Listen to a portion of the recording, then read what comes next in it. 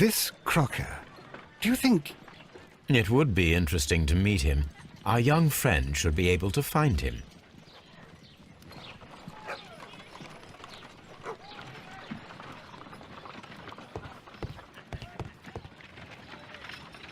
Wiggins, could you find a way to bring this Captain Crocker here to us? Here? Holmes, that could be dangerous. No problem, Mr. Holmes.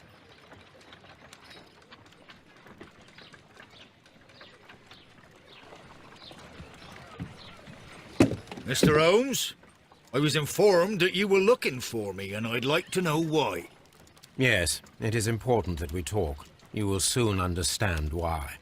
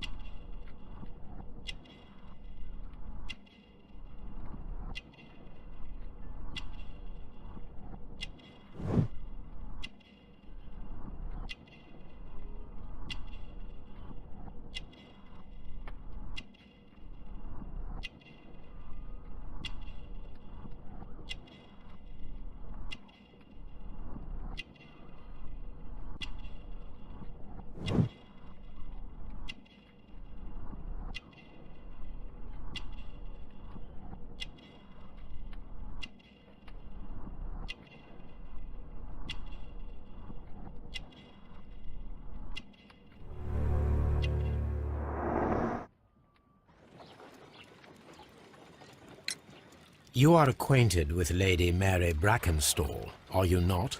Yes, I think I do remember her, from when I was first officer, but I still don't see... It seems your relationship went beyond that of mere passenger and first officer. How dare you! Indeed, how reckless a feeling is love, particularly if one is prepared to commit a murder in its name. Explain yourself this instant! You are aware that the murder made the headlines of the morning press. You read the newspaper report, but to your dismay, found it much fabricated. Once you learned that I wanted to see you, you came straight away. You needed to know what I had found. You? And what do you know? That evening, you were with Lady Brackenstall, despite the danger. I'm not afraid, Mr. Holmes. Besides, all of this is just guesswork. You would be right if there was no evidence. What then? Lady Brackenstall was tied to a chair on the night of the murder. And it was you who tied her up. You call that evidence?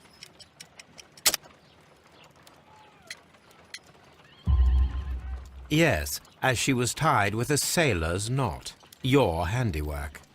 So, it's a sailor who's done it. That proves nothing, Mr. Holmes. I'm not the only sailor in London right now. Your theory is flawed anyway. On the night of the murder, I was aboard the Sharp. I was supervising the repair of a porthole. At night? It was an emergency. There was a leak. You can ask the ship's carpenter. He can confirm. I'm sure that he can. Perfect. In that case, we have nothing more to talk about. Good evening, gentlemen. Holmes, what should we do now? Would you like to check his alibi? No. There is no doubt that these men will testify in his favor, and there will be no way to check. So, what then? So, we must work with what we have. We have all the puzzle pieces.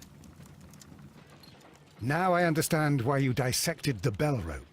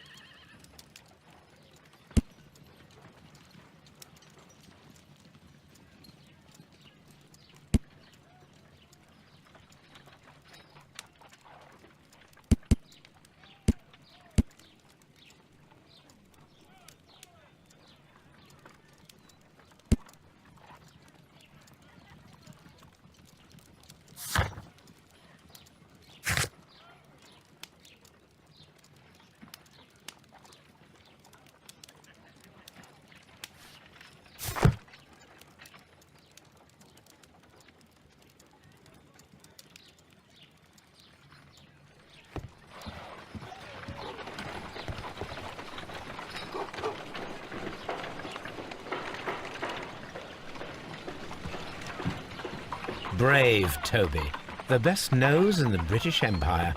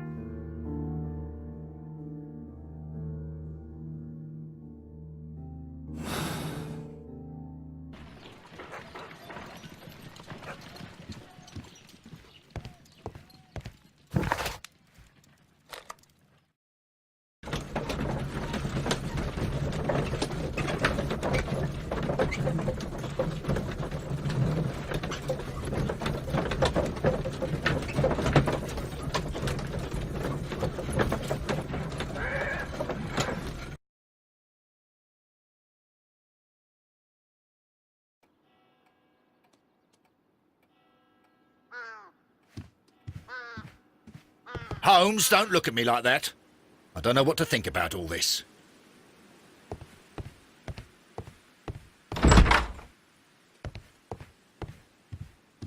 Oh, what a horrible thing to have happened. Please leave my Mary alone. She's suffered so much, she deserves some rest.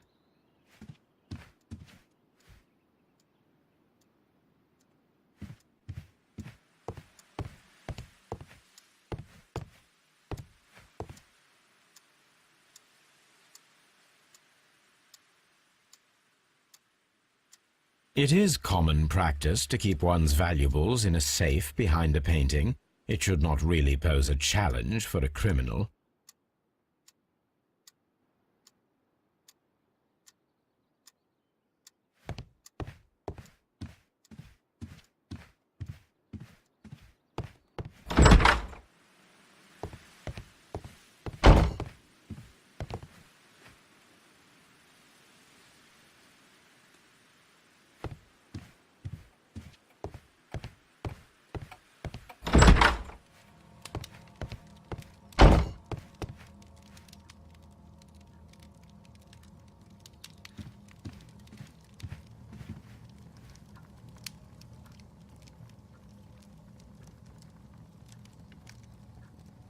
Château Calon-Ségur, French wine, Grand Cru.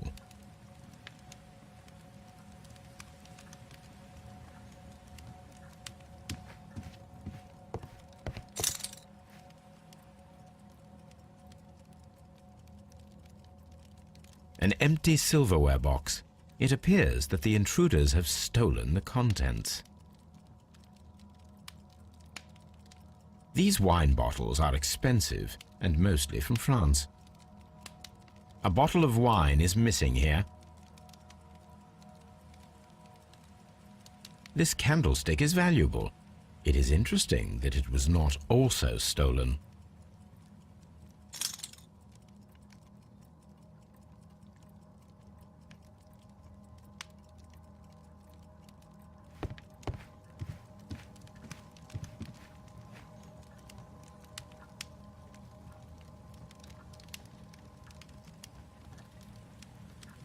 The head was cracked with the force of the blow. That must be the murder weapon.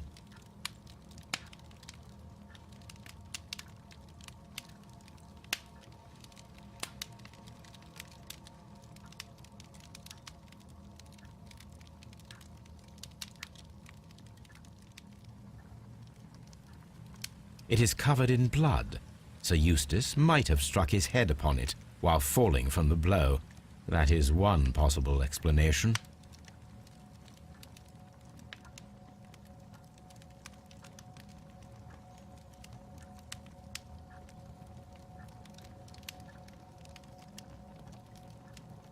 Quite a large stick, a formidable weapon.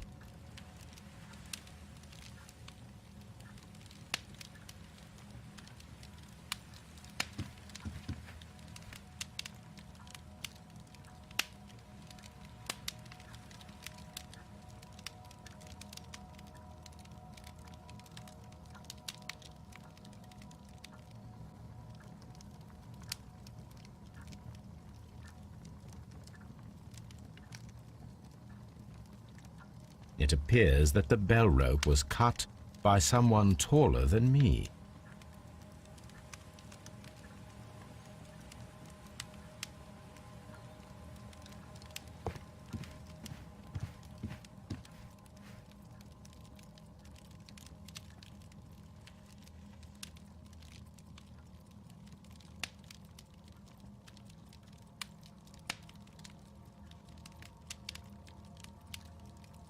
This is the chair that Lady Brackenstall was tied to.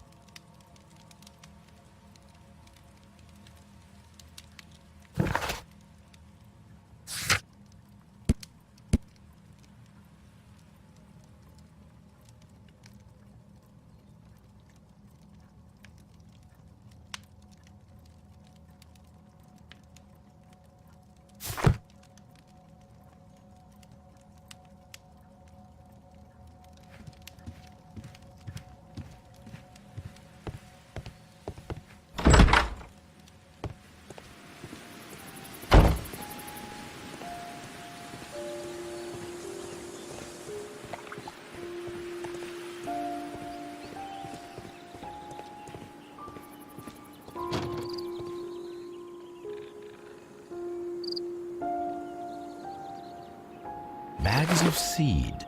Some empty bags were recently moved.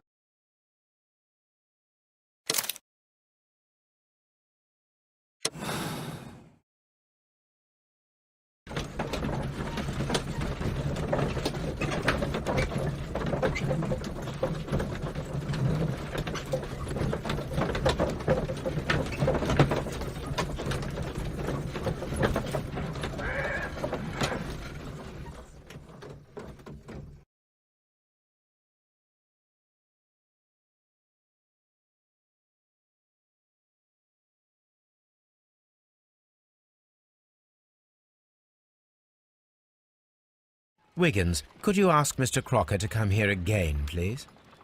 Right away.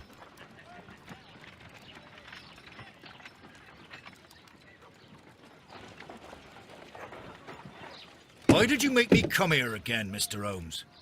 It is over. I know that it was you who killed Sir Eustace Brackenstall. What?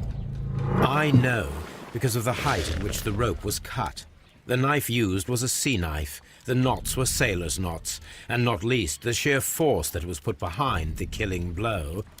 And because you are the only one who knows Lady Mary Brackenstall in London. And because you love her. It's true. It is time for you to tell us the whole truth. I admit that I loved Mary madly from the first day that I met her. But I never did come to visit her, for I believed that she was in a happy household. When I talked to her maid, who told me everything, I was insane with rage. I was due to set sail for 6 months away. I wanted only to see her again. But it turned into a damnable nightmare when he barged in. He dared raise his hand to her. He was not even worthy of licking her boots. Oh, I regret nothing. I admit I killed the monster out of love for her. She will forgive me if she is able. Lady Brackenstall already forgave you. She said nothing. Mary. But that makes her an accomplice as well as her maid. It places her in danger yet again. Mr. Holmes. You would not have managed to protect her. Till I die, do you hear me? Here is a letter that sets everything clear. And it is the one that should be disclosed to the police. I am the only culprit. Mary had nothing to do with it. Now it is time to end this.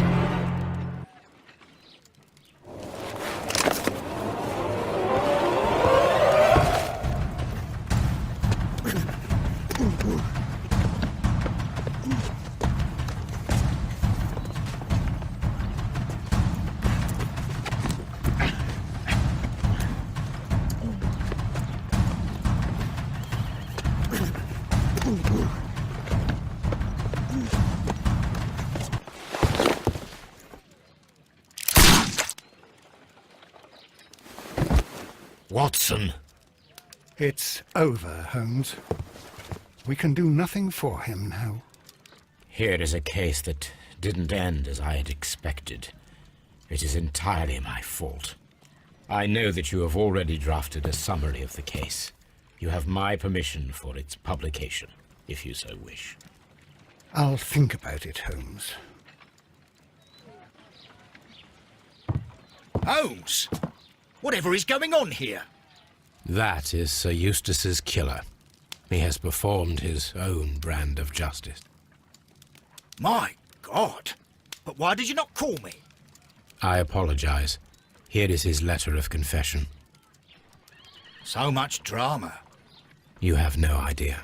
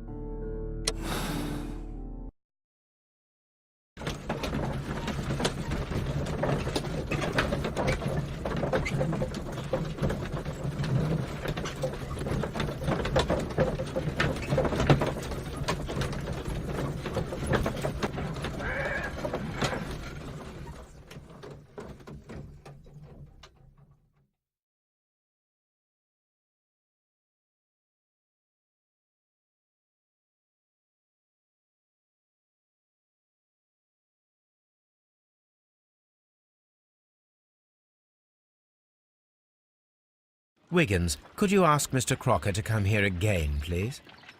Right away.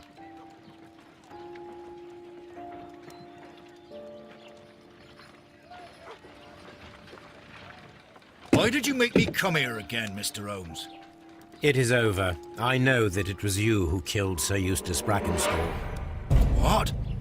I know, because of the height at which the rope was cut. The knife used was a sea knife. The knots were sailor's knots, and not least the sheer force that was put behind the killing blow. And because you are the only one who knows Lady Mary Brackenstall in London. And because you love her. It's true. It is time for you to tell us the whole truth. I admit that I loved Mary madly from the first day that I met her. But I never did come to visit her, for I believed that she was in a happy household. When I talked to her maid, who told me everything, I was insane with rage. I was due to set sail for 6 months away. I wanted only to see her again. But it turned into a damnable nightmare when he barged in. He dared raise his hand to her. He was not even worthy of licking her boots. Oh, I regret nothing. I admit I killed the monster out of love for her. She will forgive me if she is able. Lady Brackenstall already forgave you. She said nothing. Mary.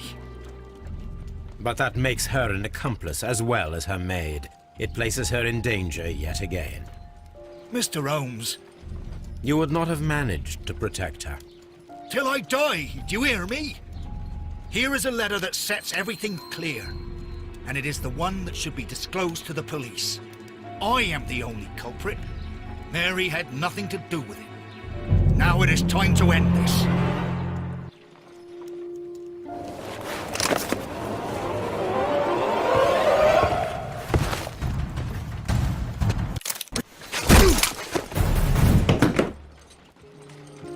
Please forgive me, Captain Crocker. I wished only to test your sincerity, and your words and deeds have far exceeded my expectations. See here, Captain Crocker, we'll do this in due form of law. You are the prisoner. Watson, you are a British jury. Captain Crocker, the evidence shows that you acted without premeditation and used reasonable force to protect an innocent victim from her husband's brutality. Your devotion pushed you to attempt to kill yourself in order to protect the one you love. Now, what say you, gentlemen of the jury? Not guilty, my lord. Vox populi, vox dei. You are acquitted, Captain Crocker.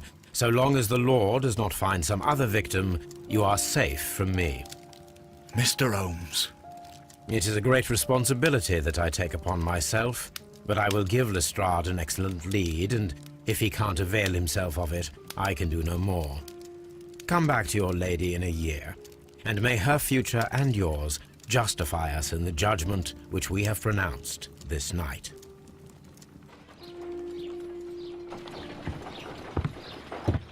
Inspector, I'm afraid that the murderers have escaped us. What?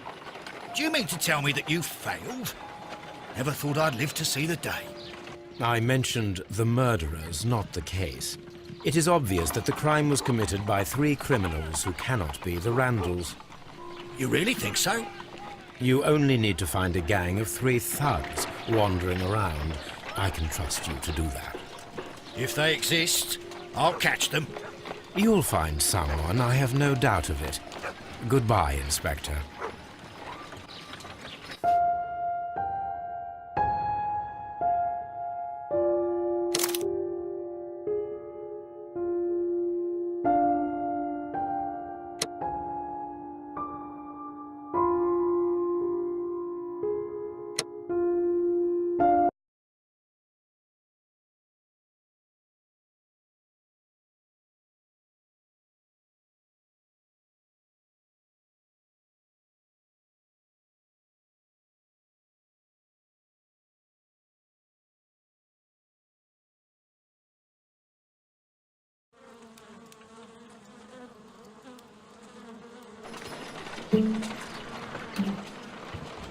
Holmes, for heaven's sake, whatever's going on? Oh, hello, Watson. You're early. Did you kill all of your patients? What? Holmes, where have all these wretched bees come from? I increased the temperature of the room so as to prevent them from hibernating. I needed to take a sample of honey. But it worked, Watson. We will have honey all year round. Ridiculous and dangerous. They're domestic bees, Apis mellifera, such industrious workers. Anyway, Watson, I am sorry, but I must leave you. I'm in rather a hurry. You have a new case? Yes, but nothing as thrilling as this experiment. A theft of plants at the Royal Botanic Gardens in Kew. I'm helping a minister who's an old friend of mine. You can join me if you like. Well, I'll admit that I'd far rather accompany you than remain alone here with these workers of yours. Besides, you'll need a helping hand with the flowers you're intending to bring back. Watson, however did you guess? For the great Sherlock Holmes to bother with the theft of plants. Come on, admit that you're planning to spoil your little bees with some rare pollens. Since when did I become so transparent? Let us go.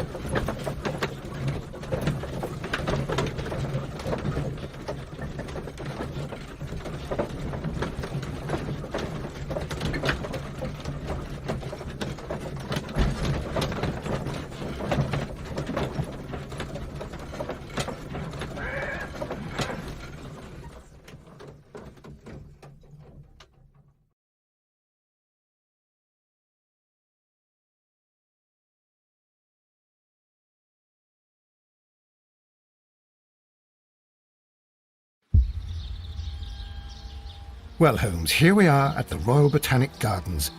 There's no doubt that this place is beautiful.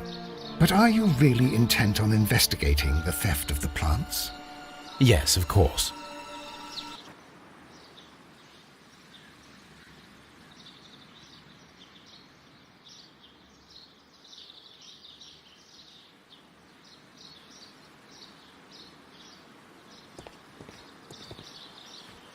Don't touch anything else, is that clear? Just go and get a bucket of fertilizer, and without turning it over this time. Good day to you, gentlemen. How may I help you? If you are here for a visit, please do come back on Sunday. I am afraid that it cannot wait. My name is Sherlock Holmes, and this is my friend and colleague, Dr. Watson. We are investigating the theft of plants that took place here 5 days ago. A remarkable collection, I believe. So you're the one in charge, eh? A small favour for a friend. Now, to whom do I have the pleasure of speaking? I am Martin Hamish. I am the Deputy Director of Kew Gardens, and that fellow yonder is Albert. He works here. I am delighted to meet you. What can you tell us about the plants? They were rare and exceptional plants. We presented them at our last exhibition. We haven't removed the stand yet. It is still in the large glass house. We only learned of their disappearance the evening after the exhibition, and nobody saw anything. No doors were forced?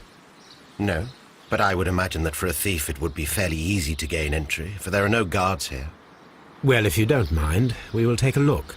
Now, you say that it is in the large glass house. Yes, the one just behind me. Just a second, since Albert has nothing else to do. Albert, show these gentlemen where the exhibition was held. How many people work here? Only myself, but occasionally 2 students, Albert, whom you have met, and Miss White.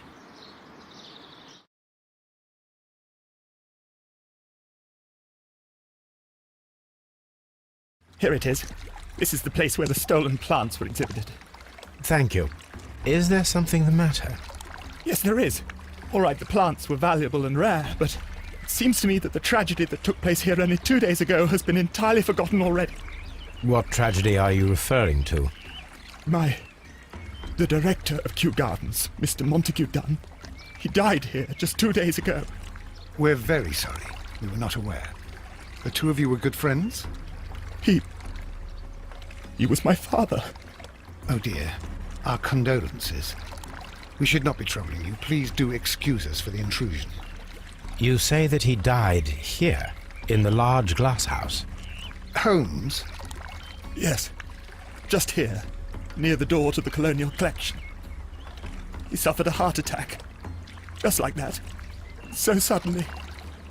It was terrible. Excuse me, gentlemen, but I cannot remain here. If you need me, I'll be in the reserve. That's the room next to the front of the large greenhouse. Of course, we understand.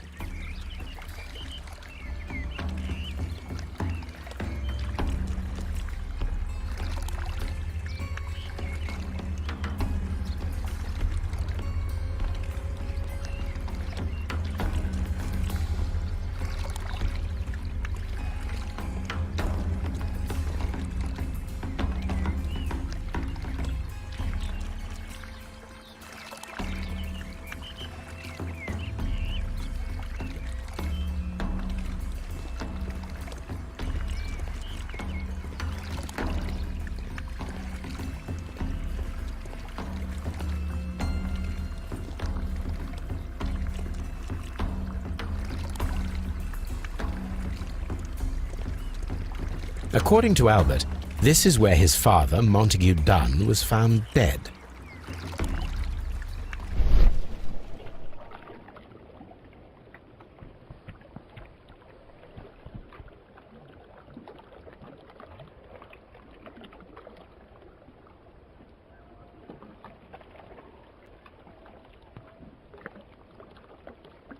The door was smashed at shoulder height.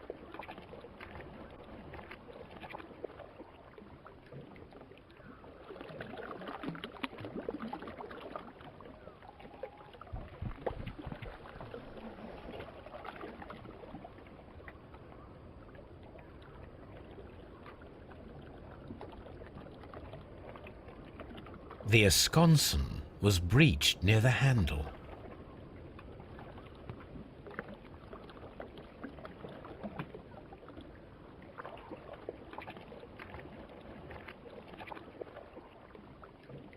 This door handle is new. It was recently changed. The door was forced from the inside of the Colonial Collection Room. The handle was changed afterwards. I think we need to inspect the Colonial Collection Room.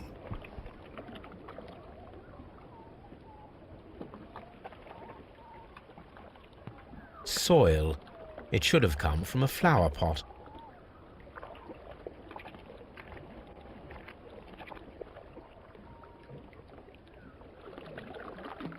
The soil on the side of this flower shelf is the same as that on the ground.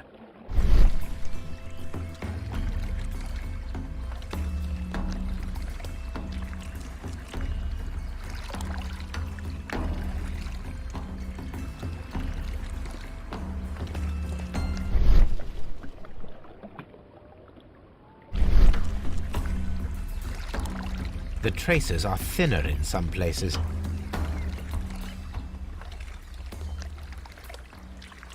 These boot marks are fresh. It appears as though someone was dragging their feet. The footprints reveal that someone staggered here.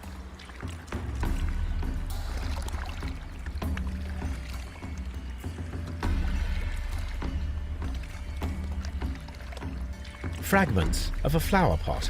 It fell down here.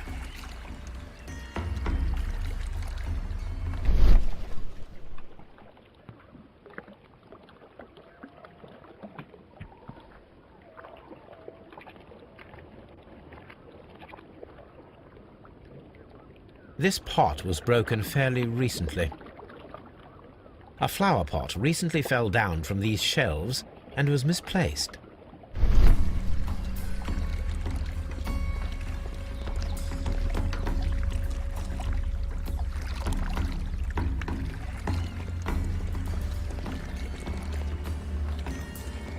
Blood.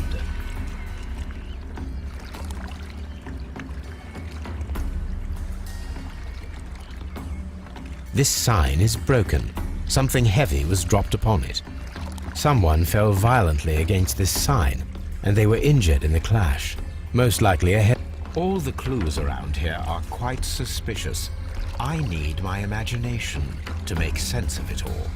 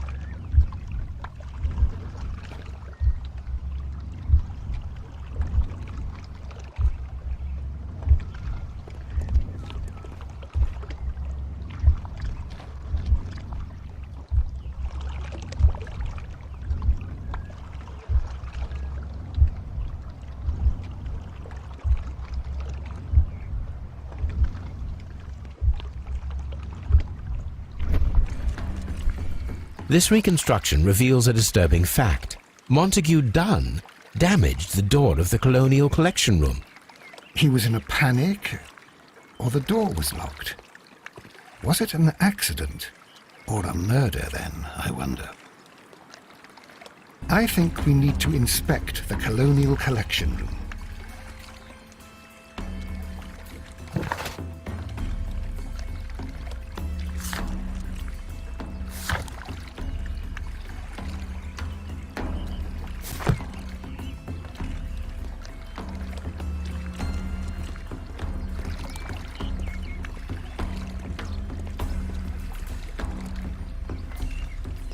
Do not touch.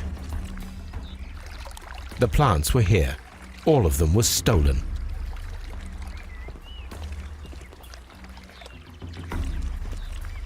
Do not touch.